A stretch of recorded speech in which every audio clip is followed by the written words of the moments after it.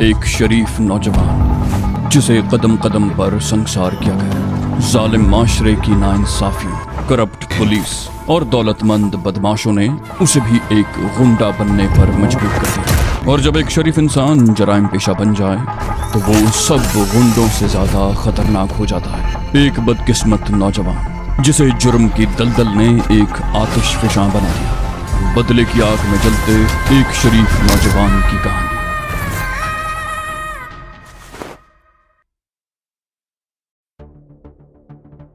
शाम का अंधेरा फैल गया था। जीजा अभी तक वापस नहीं आया था। एक मर्तबा तो शारिक ने सोचा कि वो बाहर जाकर किसी जगह से सुहेल को टेलीफोन करे, लेकिन इस ख्याल को उसने जहन से निकाल दिया। वो दूसरों की नजरों में नहीं आना चाहता था। रात 9 बजे के करीब दरवाजे पर दस्तक की आवाज सुनकर वो चौंक गए। शारिक कमरे से निकलकर बैरूनी दरवाजे की तरफ बढ़ गया। उसने दरवाजे के सुराख से झांक कर देखा। उस मकान के ऐन सामने सड़क पर लगे हुए खंबे पर बल्ब जल रहा था, जिसकी रोशनी में गेट के अंदर की तरफ खड़ा हुआ सुहेल साफ नजर आ रहा था, जबकि जीजा दरवाजे के करीब खड़ा था। शारिक ने दरवाजा खोला। जीजा और उसके पीछे सुहेल भी अंदर आ गया। सुहेल शारिक से इस तरह मिला जैसे बरसों से बिछड़े हुए हों। हालांकि उनकी आखिरी मुलाकात तकरीबन 3 महीने पहले हुई थी। वो दोनों कमरे में आ गए जहां समीना भी खड़ी थी। कुछ देर तक एक दूसरे के बारे में पूछते रहे। फिर शारिक जल्द ही असल मौजू पर आ गया। शारिक बोला, रजिया और माँ जी कहाँ हैं और किस हाल में हैं? उनके साथ जो कुछ भी हुआ है तफसील से बताओ। सुहेल ने कहा, उनके साथ तो वाकई बहुत ज्यादती हुई है, लेकिन मुझे अफसोस है कि मैं उनकी कोई मदद नहीं कर सका। शारिक बोला, मैं तफसील जानना चाहता हूँ। सुहेल बोला, तुम्हारे जाने के तकरीबन 1 महीने के बाद माँ जी मेरे पास आई थी। वो बेहद परेशान थी। उन्होंने बताया कि हाजी ने फोन पर उन्हें धमकी दी है कि वो 1 हफ्ते के अंदर अंदर मकान खाली कर दें, क्योंकि वो मकान उसने किसी और के हाथ फरोख्त कर दिया है और 1 हफ्ते के बाद वो उस मकान का कब्जा लेने के लिए आ जाएगा। और अगर मकान खाली न किया गया तो उनका सामान उठाकर बाहर फेंक दिया जाएगा। हाजी ने माँ जी की कोई बात न सुनी और फोन बंद कर दिया। मैंने हाजी से मिलने की कोशिश की मगर कामयाब न हो सका। फिर मैंने रजिस्ट्रार के दफ्तर से मालूमात हासिल की तो ये इंकिशाफ हुआ कि हाजी के पास रजिया की तरफ से इस मकान की नाकाबिले तनसीख पावर ऑफ अटर्नी मौजूद है और वो उसकी रूह से ये मकान फरोख्त कर सकता है, जबकि रजिया का ये कहना है कि उसने तो किसी को पावर ऑफ अटर्नी नहीं दी। वो मकान तुम्हारी मौजूदगी में उसके नाम ट्रांसफर हुआ था। उसके बाद रजिया ने किसी कागज पर दस्तखत नहीं किए। मैं रजिया और माजी को लेकर पुलिस स्टेशन भी गया था ताकि इस धोखाधड़ी पर हाजी के खिलाफ रिपोर्ट करवाई जा सके, लेकिन हाजी का नाम सुनते ही पुलिस ने रिपोर्ट दर्ज करने से इनकार कर दिया। इसी दौरान एक रात हाजी के चंद गुर्गे मेरे रेस्टोरेंट में घुस आए और तोड़फोड़ करने के बाद मुझे धमकी दी कि मैं इस मकान वाले मामले से अलग रहूं, बसूरत दीगर मेरे होटल को भी आग लगा दी जाएगी। उसके ठीक 1 हफ्ते के बाद हाजी के चंद गुर्गे मकान पर पहुंच गए। उनके साथ पुलिस वाले भी थे। उन्होंने रजिया और माजी को घर से निकाल दिया और सामान भी उठाकर बाहर फेंक दिया, बल्कि बेशतर सामान तो वो ट्रक पर लाद कर ले गए। माजी और रजिया यहाँ मेरे पास आ गई थी। वो एक रात मेरे पास रही थी।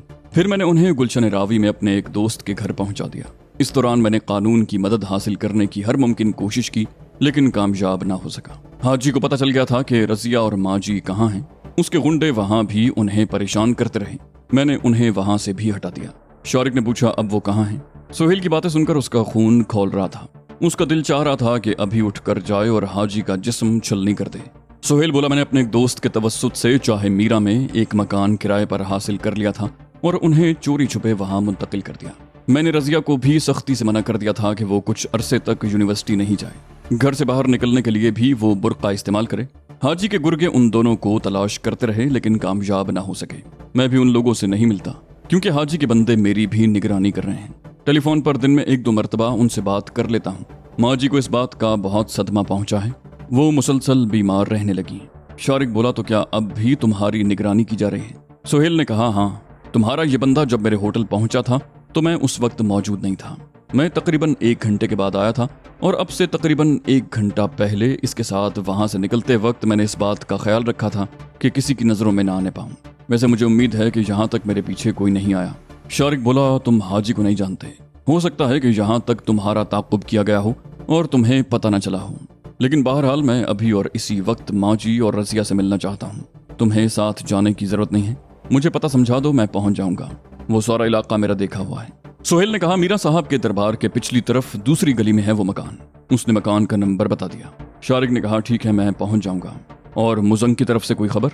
सुहेल बोला, ज्यादा नहीं, लेकिन सुना है कि हाजी ने तुम्हारे मुजंग अड्डे वाले एक आदमी को उठवाकर अपने गुर्गों से उसकी पिटाई करवा दी थी।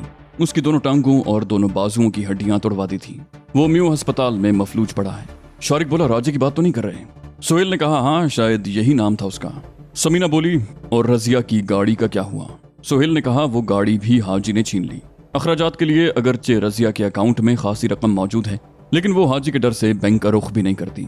अखराजात के लिए मैं उन्हें रकम भिजवा देता हूँ। शारिक बोला, ठीक है, अब तुम जाओ। तुम्हारे जाने के थोड़ी देर के बाद मैं यहाँ से निकलूंगा और तुम दोबारा यहाँ मत आना। जरूरत पड़ी तो मैं खुद ही तुमसे राब्ता कर लूंगा। सुहेल बोला, ठीक है, मैं इंतजार करूंगा। सुहेल के जाने के बाद शारिक जीजे की तरफ मुतवज्जो हुआ। बोला, तुमने ट्रेन का मालूम किया? जीजा बोला, हाँ जी। शारिक ने कहा, ठीक है। उसने तकिए के नीचे से नोटों के 3 बंडल निकालकर उसकी तरफ बढ़ा दिए। बोला, ये 3 लाख रुपए हैं।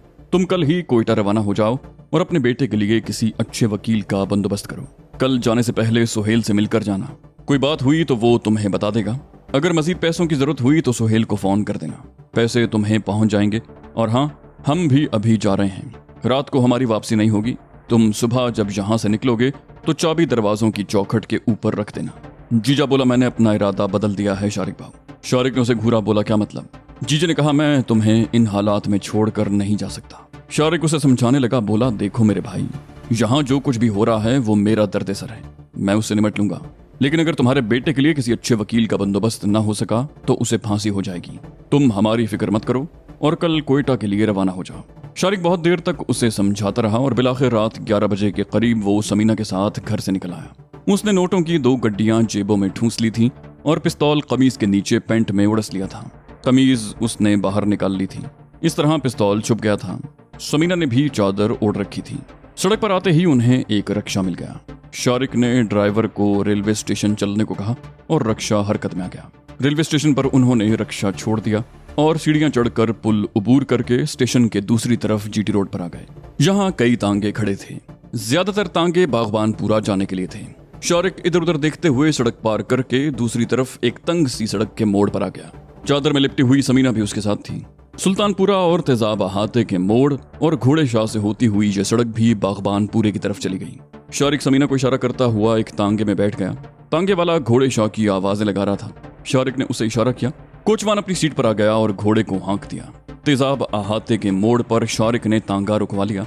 यहीं से एक रास्ता चाहे मीरा की तरफ जाता था। तांगे वाले को पैसे देने के बाद वो दोनों उस रास्ते पर चल पड़े। उस वक्त रात के 12 बजने वाले थे। रास्ते पर ज्यादा आमदोरफ्त नहीं थी। उसके बावजूद शारिक मोहतात निगाहों से चारों तरफ देख रहा था। घर से निकलने के बाद से अब तक उसने इस बात का ख्याल रखा था कि उनकी निगरानी तो नहीं हो रही, लेकिन अब तक कोई ऐसा शख्स नजरों में नहीं आया था जिस पर किसी किस्म का शुबा किया जा सकता। उसी रास्ते पर कुछ आगे जाकर मीरा साहब का दरबार था। शारिक सीधा जाने की बजाय बाईं तरफ एक गली में मुड़ गया। इस तरह वो दरबार के पिछली तरफ निकल आए। सुहेल का बताया हुआ नंबर शारिक को याद था।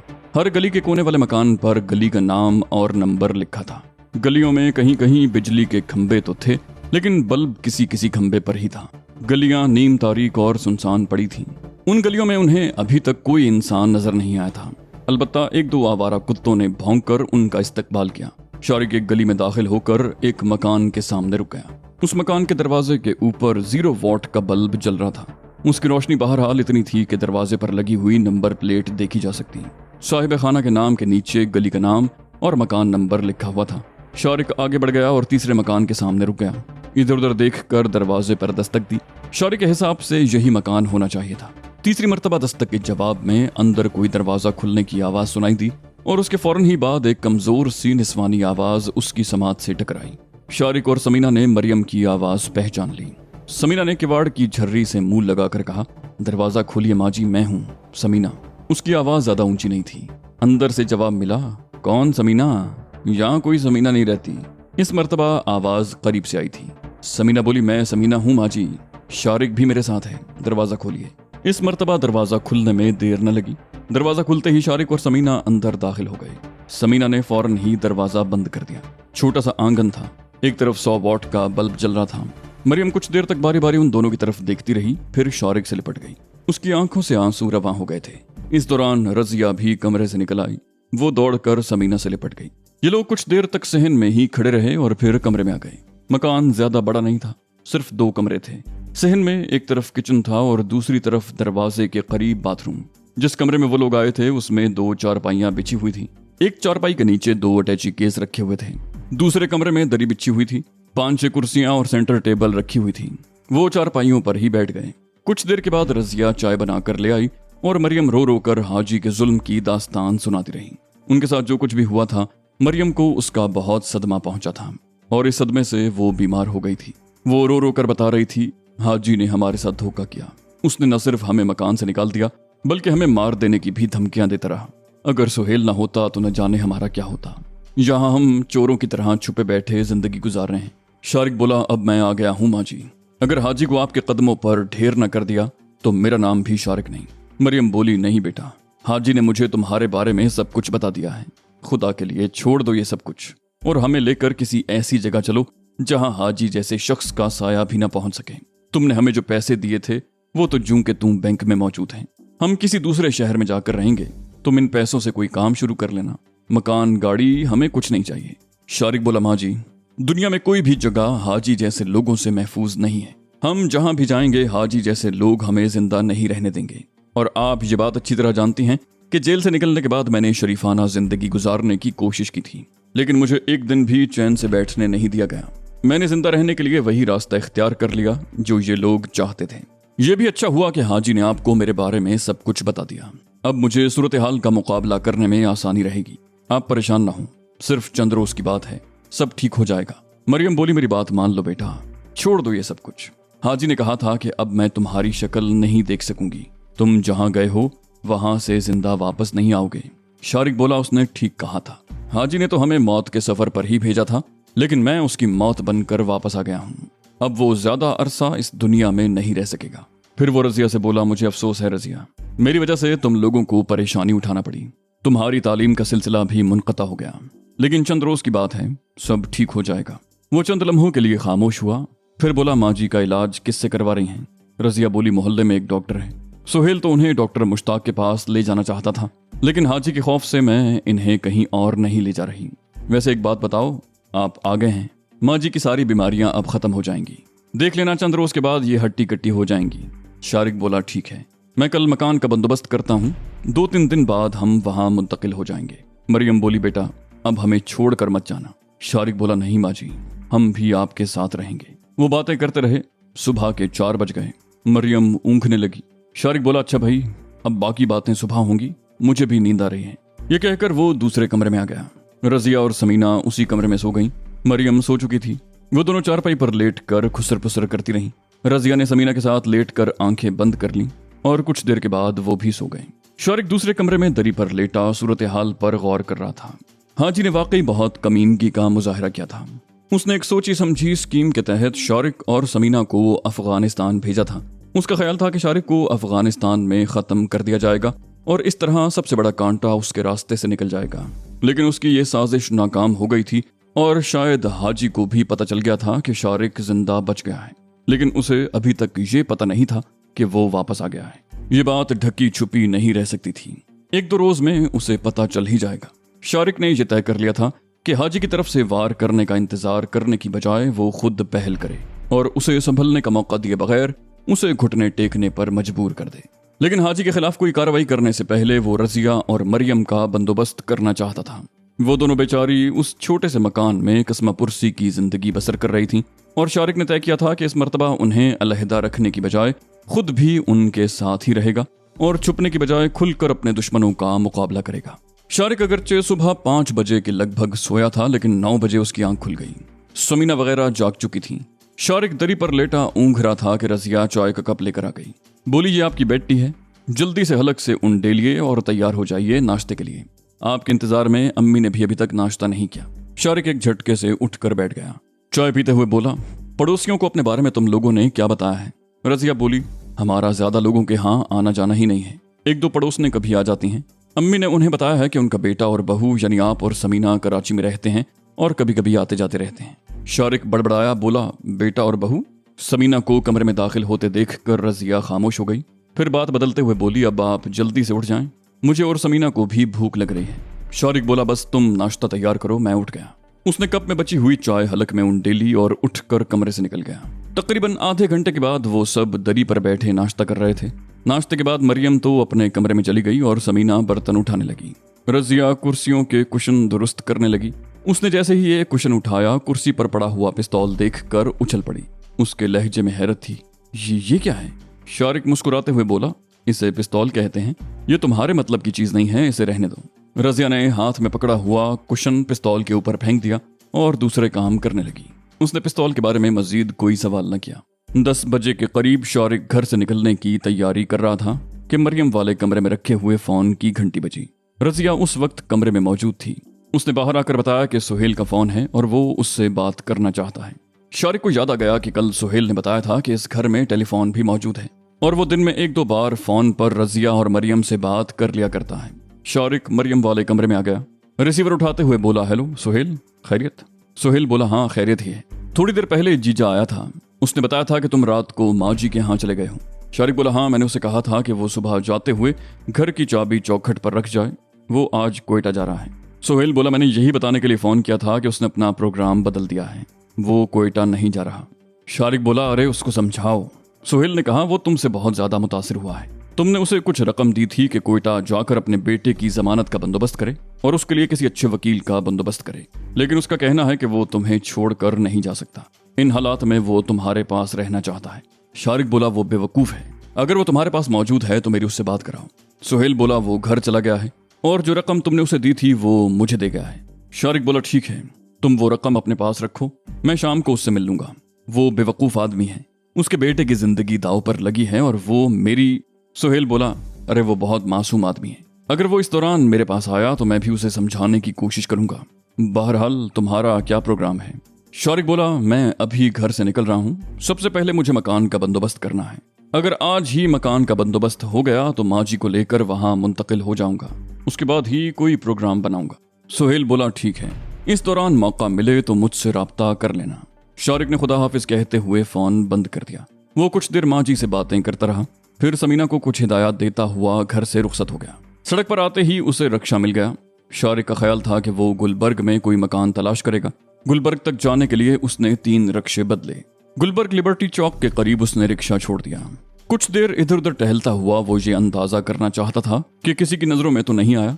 फिर मुतमईन होकर एक प्रॉपर्टी डीलर के दफ्तर में दाखिल हो गया। उसका इस्तकबाल एक अधेड़ उम्र औरत ने किया था। वो मैनेजर की सीट पर बैठी थी। 2 मेजें और भी थीं जिन पर 2 आदमी बैठे हुए थे। शारिक उस औरत के सामने दूसरी कुर्सी पर बैठ गया और फौरन ही अपनी आमद का मकसद बयान करने लगा। वो औरत एक रजिस्टर खोल कर देखते हुए बोली, आपने जिस किस्म के बंगले की डिमांड की है, मेरे पास 2 बंगले हैं। और फिर वो उन बंगलों के बारे में उसे बताने लगी।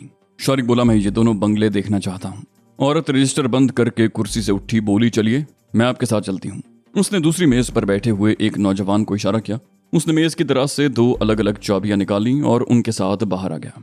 दफ्तर के सामने सुर्ख रंग की सुजुकी मरगला सीडान खड़ी थी। उस औरत ने हैंडबैग में से चाबी निकाली और कार का दरवाजा खोलकर बैठ गई। नौजवान आगे बैठ गया और शारिक पिछली सीट पर। वो दोनों बंगले ज्यादा दूर नहीं थे। शारिक को दूसरा बंगला पसंद आ गया था। उसमें 3 बेडरूम थे, टीवी लाउंज, कुशादा ड्राइंग रूम, बरामदे के सामने वसी और ईज लॉन था। लॉन की हालत बता रही थी कि बंगला खाली होने के बावजूद उसकी देखभाल की जाती रही है। उस बंगले में सबसे अच्छी बात यह थी कि ऊपर भी सामने के रुख पर एक कमरा था जो उस औरत के कहने के मुताबिक स्टडी रूम बनाया जा सकता था। लेकिन शारिक ने इसी कमरे के बारे में कुछ और सोच लिया था और इसीलिए यह बंगला उसे पसंद भी आया था। वो दफ्तर वापस आ गए। शारिक ने उसी वक्त मामला तय कर लिए और बंगले के मालिक को बुलवा कर अग्रीमेंट भी कर लिया। रकम की अदायगी करके बंगले की चाबी ले ली। शाम से पहले पहले शारिक ने बंगले में फर्नीचर और दीगर जरूरी अशिया भी लाकर रख दी। रात 10 बजे के करीब वो इस काम से फारिग हुए। अब इस बंगले में रिहाइश इख्तियार की जा सकती थी। दूसरा सामान बाद में भी आ सकता था। गुलबर्ग से शारिक सीधा चुबुर्जी पहुंचा। अपने मकान वाली गली में मुड़ते हुए उसे कुछ अजीब सा एहसास हो रहा था, जैसे 2 आंखें उसकी निगरानी कर रही हों। उसने कई मर्तबा मुड़कर देखा था लेकिन आसपास कोई भी नजर नहीं आया। अपने मकान के बैरूनी गेट में दाखिल होने के बाद भी उसने मुड़कर देखा था। फिर उसने आगे बढ़कर चौखट के ऊपर वाले हिस्से से चाबी उठाई और दरवाजा खोलकर अंदर दाखिल हो गया। मकान के अंदर रकम रखते हुए भी उसे कुछ अजीब सा एहसास हो रहा था। वो दरवाजा बंद करके चंद लम्हे तारीकी में खड़ा रहा, फिर दीवार टटोल कर बल्ब जला दिया। रोशनी होने के बाद भी वो कुछ देर अपनी जगह पर खड़ा रहा, फिर नपे तुले कदम उठाता हुआ आगे बढ़ने लगा। सोहेल ने सुबह फोन पर बताया था कि जीजे ने कोयटा जाने से इनकार कर दिया था। ऐसी सूरत में उसे घर पर ही होना चाहिए था, लेकिन वो मौजूद नहीं था। हो सकता है वो खाना खाने या चाय वगैरह पीने के लिए गया हो। शारिक अपने कमरे के दरवाजे के सामने रुक गया। दरवाजा भिड़ा हुआ था। दरवाजा खोलकर अंदर दाखिल हुआ और जैसे ही उसने बत्ती जलाई, इस तरह उछला जैसे बिच्छू ने डंक मार दिया हो। उसकी आंखें वहशत से फैलती चली गईं। पलंग पर जीजा शिटल्ली की लाश पड़ी थी। उसकी पेशानी में सुराख था, जिससे बहने वाले खून ने उसके चेहरे, गर्दन और बिस्तर की चादर के हिस्से को दागदार कर दिया था।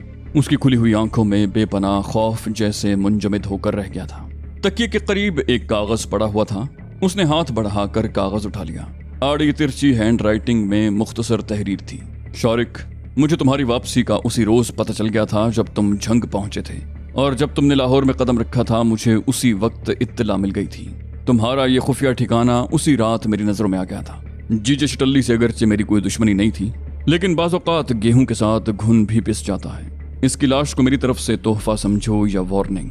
मैं तुम्हें 3 दिन का वक्त दे रहा हूँ। इस शहर से निकल जाओ हमेशा हमेशा के लिए।